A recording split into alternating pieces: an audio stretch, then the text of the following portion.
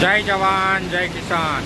આજે આપણે બતાવીશું મિની ઓઇલ મિલ, જે દેશી માંડવીનું ઘાણીનું તેલ કહીએ જે અમારા ગામની બાજુમાં હડમતારા, કોલીથડની બાજુમાં હડમતારા આવેલું છે, ત્યાં ઓઇલ મિલ આવેલું છે। જો તમને મગફળી બતાવું, જો અમે આ ઉતારો કાઢ્યો, આ ઉતારો કાઢી અહીંયા મગફળી નાખવામાં આવે છે। આ મગફળી ઉપર જાય અને આ ઉપનર હાલે છે, ઉપનરની અંદર મિલાઈ જાય, મગફળી નીકળે છે। આની અંદર મિલાણ થાય અને આ તેલ આવે। આ તેલ ફિલ્ટરની અંદર ચાલુ હોય,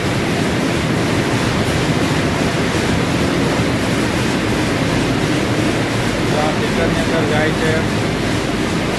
આની અંદર ગોળ નીકળે,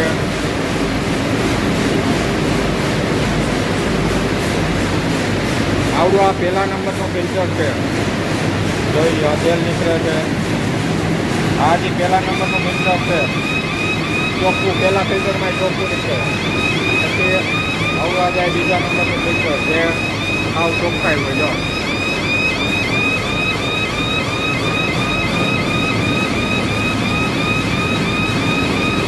ફિલ્ટર છે, ત્યાંથી અમારો ડબ્બો ભરાઈ જાય છે। 15 કિલોનો થાય એટલે ડબ્બો સાયરન વાગે, કહીએ ટ્રેક્ટરનો લઈ જાય ચોખ્ખું ત્યાં।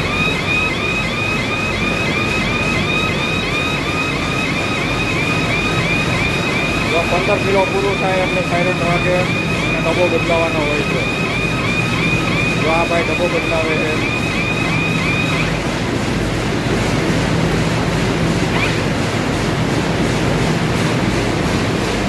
આ કમ્પ્લીટ થઈ ગયો અમારો 15 કિલોનો ડબ્બો। પછી પરિવાર પણ પાછો કાંટે મૂકે,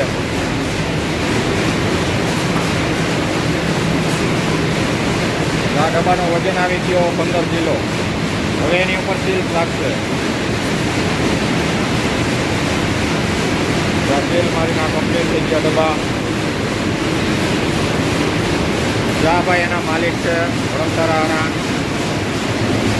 આ તેલની ટાણી એની છે।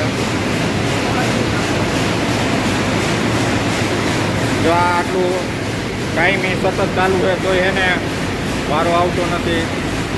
આ ચોખ્ખું ખાવાવાળા લઈ જાય છે, કારણ કે આપણી માંડવીનું આપણે તેલ કાઢીને ચોખ્ખું તેલ ખાવાનું હોય છે। હાલો એનો જો આપણે એની મગફળી ફર્સ્ટ ક્વોલિટીની મગફળી હોય છે, કોઈને તેલ એમનામ ડબ્બા જોતા હોય તો 2650 રૂપિયા ભાવ છે। અને આ એની મગફળી 1 નંબર મગફળી છે।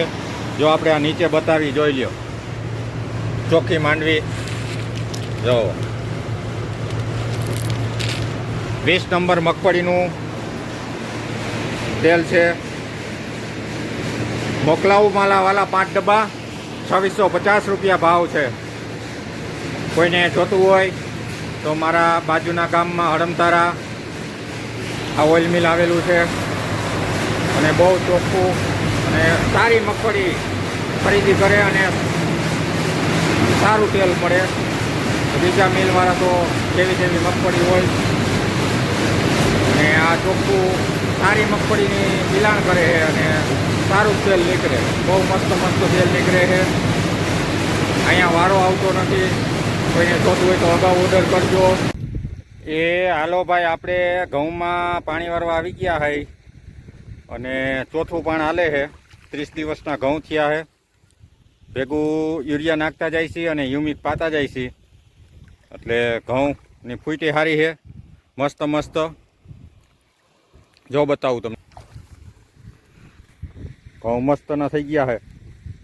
આજે આપણે પાણી વારી છે, ભાગ્યાવાળો એક ભાઈ ત્યાં કામે ગયો જરાક ભારી ચડાવવા, એટલે 2 નાકા વાર્યા તો ઘાએ ઘા પાણી જાય છે।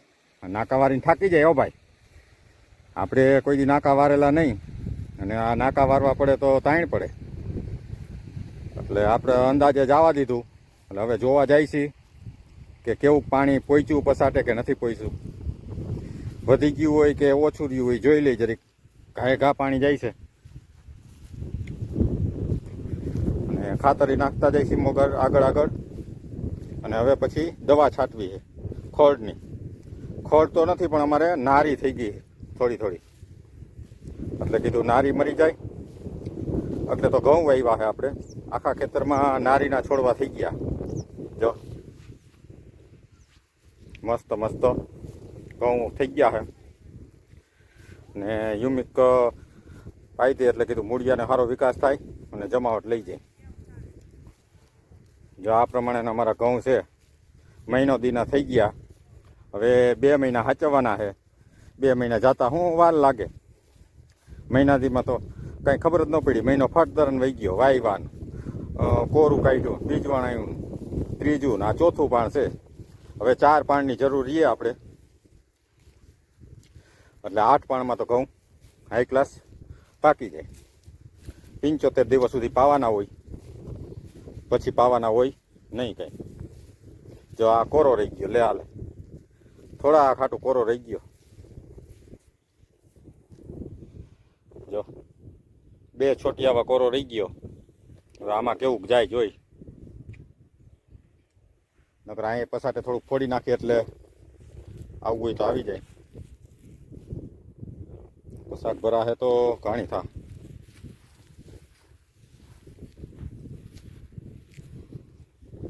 જે આપણે કોઈથી પાણી વાયરા ન હોય આ અધૂરા કોરા કરી આ મને એમ છે પોતે તો પોતે આટલું છેટું છે.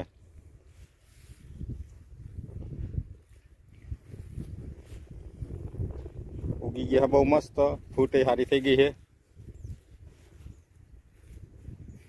ઘઉં 1 નંબર ઊભા બાકી હો, પણ કારા મકોડા જેવા જોઈ લ્યો, કાંઈ ઘટે. આ તમને આ જો પહેલે દિવસે આ 1 દી આગળ હતા, પહેલે દિવસે પાયું હતું એ બતાવું. એમાં તો ફૂટ ઘાટી થઈ ગાંડી. કારણ કે એમાં એવું હોય આ નાના પારિયા છે અને ખાતરી થોડુંક વધારે જાય અને પછાટનો ભાગ હોય એટલે જમાવટ લઈ લે. જો આ થોડુંક મોટું છે અમારે પારિયું.